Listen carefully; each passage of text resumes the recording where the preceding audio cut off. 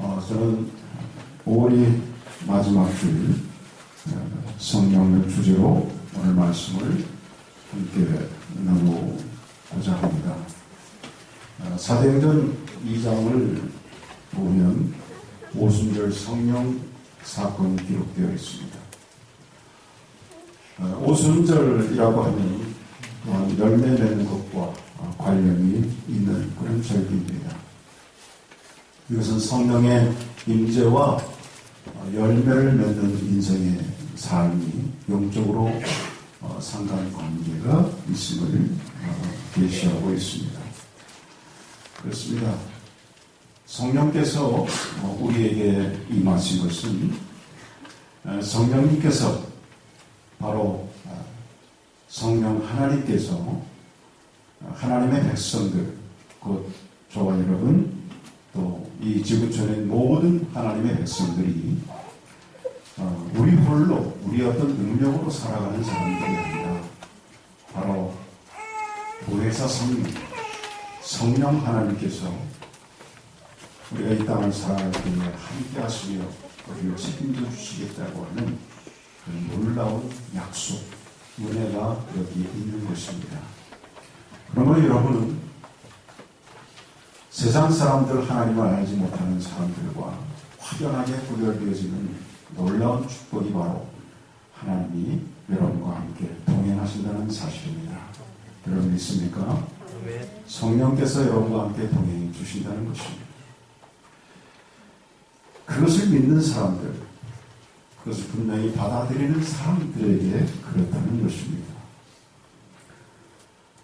그러므로 성령께서 임하시면 그 성령 임하심을 덧입은 사람들은 누구나 그 충만함을 이룰 수가 있습니다. 그리고 그 축복을 누리게 됩니다. 그 열매를 맺는 삶을 살아가는 것입니다. 그래서 사도행전 2장 4절 상반절에도 표현하기를 저희가 다 성령의 충만함을 받았다 이렇게 전제하고 있습니다. 오순절 성령께서 임하실 때 그 성령 강림하신 그 임하심이 바로 저들로 하여금 성령 충만함을 덧입게 만들었습니다. 저들이 믿음을 받아들였기 때문에 그렇습니다. 그리고 그들에게 나타난 놀라운 역사가 그 후에 바로 전개되어지는 것이 바로 사도행전입니다. 그럼 구약 성경에 보시면 요엘 선지자가 있습니다.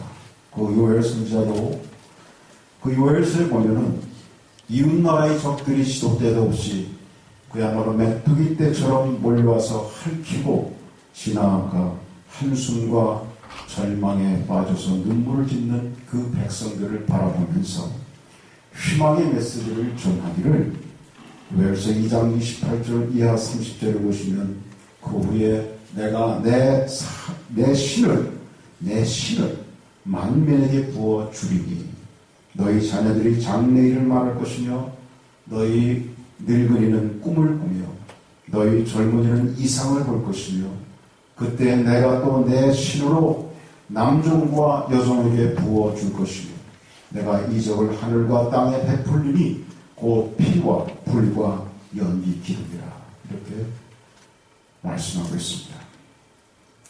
그렇습니다. 성령께서 임하시면 그 누구든 그 어떠한 여건이든 간에 그 어떤 말씀의 씨앗도 풍년을 기약할 수 있는 그런 놀라운 분위기가 조성이 되는 것입니다. 성령께서 임하시면 몇 가지 나타나는 현상들이 있습니다. 실제로 요엘 선지자가 지적한 것처럼 성령께서 임하시면 여호와의 이름을 부르게 되어 있습니다. 32절 보시면 요엘서 2장 32절 보시면 누구든지 여호와의 이름을 부르는 자는 구원을 얻으리니 그러는데 바로 그 여호와의 이름을 부르는 여호와의 이름을 부르고 어떠한 요엘서 2장 31절에서 표현해진 것처럼 두려운 상황, 공포스러운 상황, 절망적인 그런 상황 가운데 임에도 불구하고 그들이 여호와의 이름을 불렀다. 그런 얘기예요.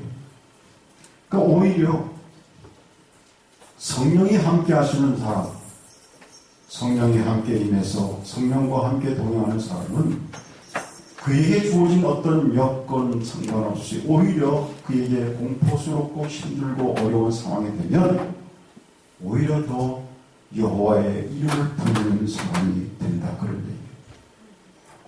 우리가 오해하는 게 있어요. 가끔 어떤 사람은 잘 훈련된 지성이 있고 잘 훈련된 자기 교양과 자기 조절 능력이 있고 잘 훈련된 신앙 습관이 있는 것을 신앙의 높은 고지로 착각을 합니다. 지금 많은 사람들이 그렇게 믿고 있습니다. 그러나 예수님은 이 땅에 그런 신앙 교양인을 만들려고 온 것이 아닙니다. 성령의 능력을 잃어버린 맥빠진 종교들과 중세암흑계의 교리 중심적 기독교가 그런 인간을 강요했음을 우리는 잘 알고 있습니다. 그러나 또 한 가지 교인들이 성령의 사람이 돼서 성령의 인도하심을 받고 살아가지 못하게 하는 것 중에 하나가 바로 죄인 줄 알면서 죄를 짓고 그리고 하나님의 뜻이 무엇인지를 알면서 그 하나님을 따르지 못하는, 그러니까 자기를 이길 그런 능력이 없기 때문에 그렇게 사단의 올무에 질질 끌려가는 그런 모습 때문에 성령의 사람으로 살아가지 못하는, 성령님의 인도하심을 다스림을 받지 못하는 그런 경우를 우리가 보는 것입니다. 여러분, 우리는 하나님의 사람으로 하나님의 인도하심을 받는, 즉 성령 하나님께서 우리를 인도하실 때 그 인도하심을 받는, 성령님께 항상 붙들려 사는 하나님의 백성들이 정말 축복의 사람인 걸 믿으시기 바랍니다. 성령님께 붙들려 살면 항상 성령 여호와의 이름을 부른다 그 말이에요. 어떠한 상황과 상관없이 성령님께 붙들려 사는 사람은 여호와의 이름을 부르면서 여호와 앞에 더 다가간다 그 말입니다. 두 번째로, 성령님이 임하시면 항상 성령님과 함께하고 인도함을 받습니다. 19세기 초 미국의 영적 각성을 촉구하며 신앙 부흥을 주도했던 드와이트 무디 목사님 계십니다. 그 목사님은 항상 이렇게 기도했다고 그래요. 주님, 저는 성령님을 떠나서는 살 수 없습니다. 성령의 지배와 인도하심을 받기 원합니다. 성령이 충만하지 않을 때는 말하지 않게 하소서. 성령 충만하지 않을 때는 항상 말실수를 하기 때문입니다. 주님, 제가 성령 충만하지 않을 때는 인생의 중대한 결정을 하지 않게 하소서.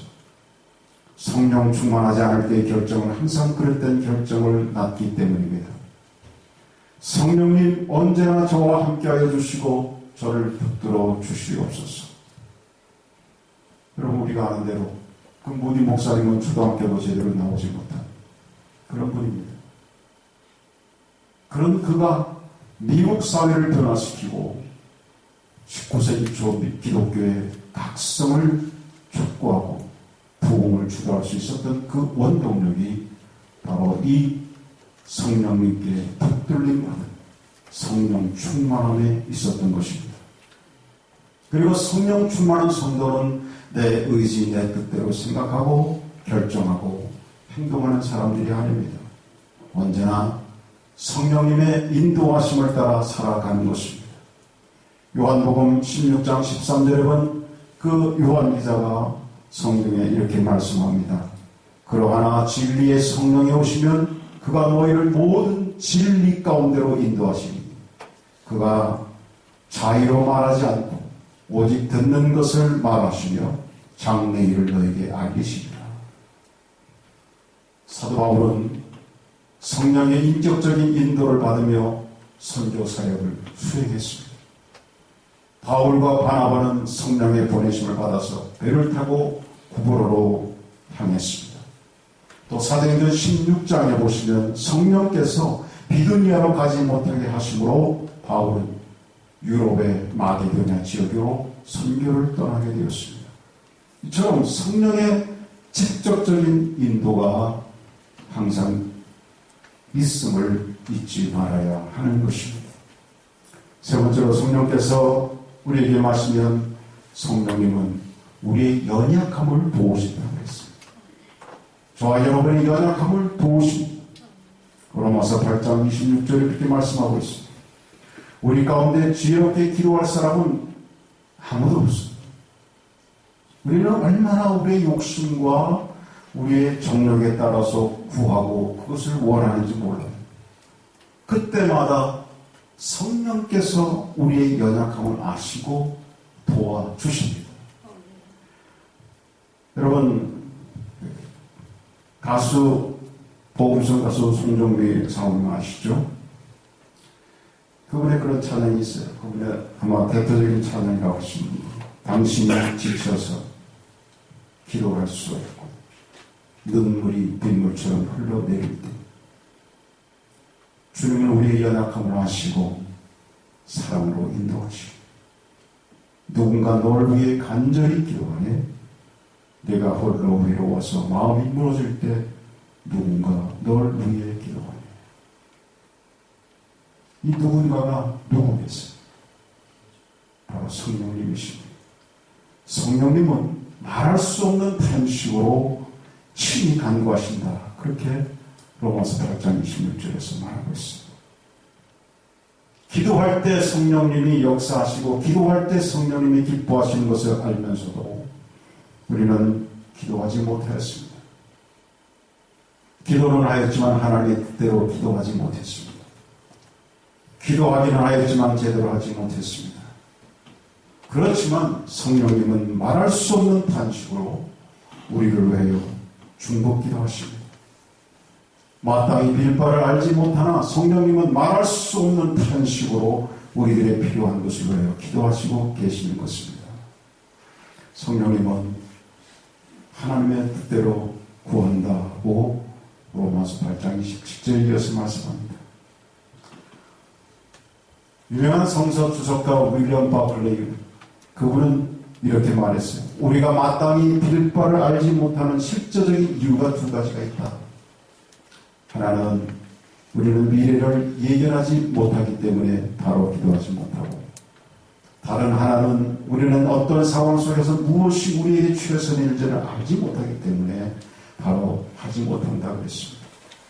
그러나 여러분, 우리가 하나님의 백성이요, 성령께서 이 땅에 임재하셔서 저와 여러분에게, 하나님의 백성들에게 함께 하심이 우리에게 축복이요. 그래서 그분이, 그 도우시는 성령님께서 우리를 대신하여 하나님의 뜻대로 기도하신다는 이 약속이 얼마나 저와 여러분의 축복인지 여러분 믿으시기 바랍니다. 시험, 질병, 결혼, 취직, 기타 많은 진로의 선택 앞에서 하나님의 뜻을 구하며 실천하는 사람은 적습니다. 지난주에도 말씀드렸지만 우리가 현실적인 그런 문제 있을 때마다 우리의 관심거리는 작고 세상적인 것에 속할 수밖에 없는 그런 연약한 모습이 우리에게 있습니다. 그러나 참으로 감사하게도 성령께서 우리를 대신하여 하나님의 뜻을 하셔서 기도해 주신다니 얼마나 감사한 일인지 모르겠습니다. 우리의 연약함을 붙잡아 주신다는 얘기입니다. 여러분, 오늘 이 오순절 마가의 다락방에 임했던 성령님의 역사 속에서 바로 그때 그 임하신 성령의 충만함을 덧입어서 세계를 변화시키는 놀라운, 죽음을 무릅쓰고도 하나님의 복음을 전했던, 당대의 하나님의 복음을 전했던 그 제자들, 그들이 누구입니까? 다른 제자들이에요. 예수님과 함께 동행하면서 그들이 보였던 인간적인 모습들, 서로 투기하고 질투하고 세상적인 감투에 눈을 어두워서 그것 때문에 함께 다투었던 바로 그 제자들입니다. 그 연약했던 사람들이 성령께서 함께 하시고 그 임하신 성령님의 충만함을 덧입자 그들에게는 놀라운 성령의 열매가 그들의 삶 속에, 그들의 사역 속에 나타나게 된 것입니다. 연약한 제자들이 아니라 죽음도 불쌍한, 죽음도 두려워하지 않는 담대히 하나님의 생명의 복음을 전하는 그런 제자들로 변화된 것입니다. 이와 같은 성령의 역사, 이와 같은 성령의 놀라운 역사 인도하심으로 인해서 연약함을 벗어버리는 저와 여러분들을 간절히 축원합니다. 여러분, 바로 이와 같은 역사는 말씀드린 대로 바로 그 성령님의 임재하심 때문입니다. 성령님께서 강림하셔서 우리 가운데 임하셨기 때문입니다. 그 성령께서 임하시고 성령 안에 성령 충만하다는 의미는 다른 말로 한다면 바로 가득 차게 한다고 하는 그런 의미를 갖고 있어요. 가득 차게 한다. 그러니까 무엇으로 가득 차게 하는 거예요? 성령은 하나님이었어요. 즉 다른 말로 하면 하나님으로 가득 차게 한다. 하나님. 내 심령 속에 하나님의 역사가 가득 차고 하나님의 은혜가 가득 넘쳐 흐를 때에 그것이 바로 성령 충만을 경험하게 되는 것입니다. 그러므로 우리는 무엇보다도 먼저 이 성령의 사람으로 성령 충만하게 해달라고 간절히 기도해야 됩니다. 여러분, 오순절 성령 사건 이후에 3,000명의 영혼을 거두는 수확이 있었듯이 성령 충만할 때 우리 각자도 또한 우리 은혜교회도 성령의 열매를 거두게 될 줄 믿습니다. 여러분, 성령의 열매가 성경 가운데서 우리에게 말씀해 주는 것 중에 하나, 구체적으로 무엇일까? 갈라디아서 5장 22절 23절에서 우리에게 말씀하는 성령의 열매가 있어. 다 같이 사랑, 희락, 화평, 오래 참음, 자비, 양선, 충성, 온유, 절제. 이 9가지 성령의 열매를 우리에게 말씀했습니다. 성령의 열매가 무엇인가 하면서 성경이 우리에게 말씀했어요. 여러분, 단도직입적으로 이 성령의 열매를 우리가 어떻게 맺을 수 있습니까? 성령의 열매는 성령님을 의지해야 맺을 수 있습니다. 다 같이 한번 하겠습니다. 성령의 열매는 성령님을 의지해야 맺을 수 있다. 너무 당연하고 상식적인 말이니까. 여러분, 이렇게 말하는 것은 사도 바울이 성령의 열매를 언급한 갈라디아 서신, 그 서신을 썼을 당시에 갈라디아 교인들의 상황을 생각해보면 이해할 수가 있습니다. 갈라디아는 사도 바울이 목회했던 지역, 거기서 심혈을 다해서 목회를 하고서 사도 바울이 그 지역을 떠났습니다. 그러나 우리가 아는 대로 자신이 목회했던 곳이기 때문에 그 후에도 떠났지만 그 상황들이 계속 궁금한 거예요. 저렇게 계속해서 신앙생활을 잘하고 있을지, 하나님을 잘 섬길지 등등. 그런데 들려오는 소식이 좋지 않은 소식이 들립니다. 순조한 복음, 온전한 전했던 복음이 아닌 변질되어진, 즉 구원이라고 하는 것이 오직 믿음으로서만이 아니라 행위로서, 율법으로서, 할례로서 그것이 더해져야 온전한 구원이 된다고 하는 이런 얘기들이 전해져 올 것입니다. 그래서 사도 바울이 서둘러서 다급하게 이 갈라디아 서신을 그 지역에 써서 그들이 혼돈에 빠지지 않고 미혹되지 않도록 하기 위해서 이 서신을 쓴 거예요. 그래서 여러분들이 갈라디아서를 읽어보시면 거기에 얼마나 많이 거기에 온전한 은혜, 오직 믿음, 이것을 강조하고 있는지 몰라요. 그렇기 때문에 그런 맥락에서 이 갈라디아서 5장에서 말씀하고 있는 성령의 열매도 어떤 행위에 의해서 얻어지는 것이 아니라 성령에 의지했을 때에 바로 그 열매가 주어진다고 하는 것을 이 사도 바울은 강조하고 있는 것입니다.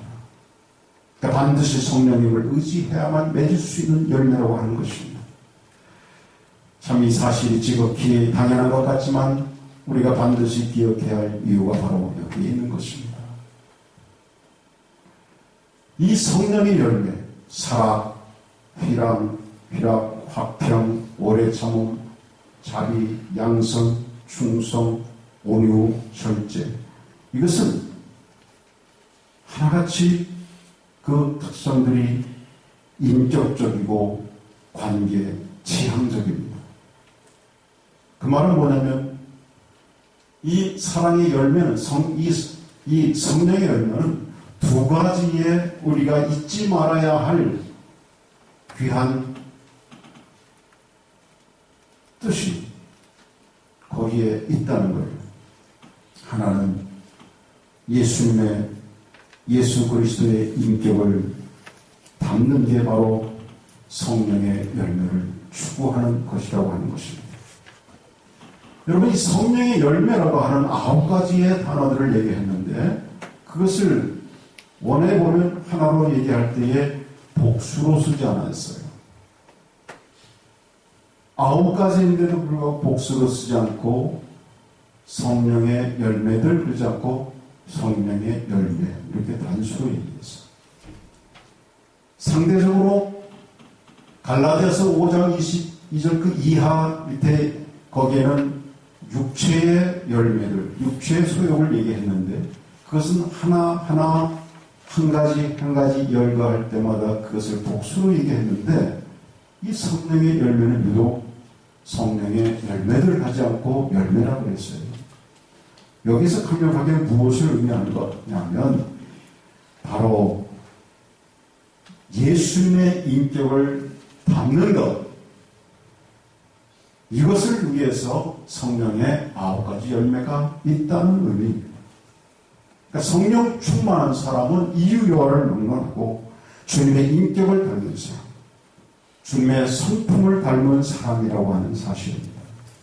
그러니까 아무리 우리가 능력이 있고 놀라운 은사를 많이 받았다고 해도 진짜로 성령의 은사인지 분별하는 첫 번째 잣대는 그 사람이 예수님의 인격을 닮았는가 하는 것입니다. 여러분, 만약 하나님께서 저에게 가르치는 은사도 주시고 또 목회를 잘할 수 있는 각종 은사를 주셨다 해도 제가 인격적이지 않고 사람들을 함부로 대하고 삶 속에서 거짓말을 반복듯 하고 한다면 결론적으로 저는 성령의 사람이 아닌 것입니다. 예수님의 인격을 닮아가는, 그래서 예수님의 인격을 닮아서 향내나는 그런 모습이 있는 사람, 이것이 바로 성령의 열매를 맺는 사람인 것입니다. 두 번째, 성령의 열매는 성령의 열매가 이렇게 인격적이어서 예수님의 인격을 닮는 것과 동시에 또 하나의 특징은 관계 지향적이라고 하는 것입니다. 예. 사도 바울은 이 갈라디아서 5장에서 성령의 9가지 열매를 열간 후에 그 말씀의 결론을 이렇게 맺고 있습니다. 만일 우리가 성령으로 살면 또한 성령으로 행할지니 헛된 영광을 보여 서로 노엽게 하거나 서로 투기하지 말지니라. 갈라디아서 5장 25절 26절에 말씀하고 있어요. 이 말씀의 결론이 무엇이에요? 성령 충만하여 세상과 담을 쌓고 산으로 들어가라, 그런 말이 아니라고 하는 거예요. 지극히 세속적인 이 속에서 성령 충만하여 서로 다투지 말고 질투하지 말라는 것입니다. 성도는 뭐예요? 우리에게 비유로 말씀하시기를 성도는 누룩과 같은 존재다, 소금과 같은 존재다 그랬습니다. 그러니까 세상 속에 누룩과 같은 존재예요. 세상 속에 소금과 같은 존재. 여러분 아시는 대로 소금이 따로 있으면 아무런 의미가 없잖아요. 녹았을 때 성령의 사람은 지극히 상식적인 사람입니다. 무리하지 않은 사람입니다. 성령의 사람은 다른 사람을 함부로 괴롭히거나 비방하거나 수군거리지 않습니다. 성령의 사람은 결코 세상 질서를 거스르는 사람이 아닙니다. 저는 우리 은혜교회 성도님들이 다 성령의 사람들이 되기를 축원합니다. 그리스도의 인격을 닮아가는 사람, 상식에 통하는 사람, 세상의 질서를 잘 지키는 사람, 남보다 남을 더 배려하는 사람, 공동체적인 성장 마인드를 가진 성령의 사람이 되기를 바랍니다. 여러분, 이런 성령의 사람이 될 때에 성령의 열매, 그 풍성함을 우리는 세상을 향해서 그것을 흘려보낼 수가 있는 것입니다. 세상에 대해서 이런 성령의 사람이 되어질 때에 그 영향을 세상에다가 우리가 미치며 살아가는 정말 그리스도의 향기를 온전히, 그리스도의 인격을 온전히 세상에 전할 수가 있는 것입니다. 저는 오늘 이 말씀을 마감하면서 여러분에게 한 사람을 소개하고 마치려고 합니다. 강용호 박사 아시죠? 얼마 전에 세상을 떠나셨습니다.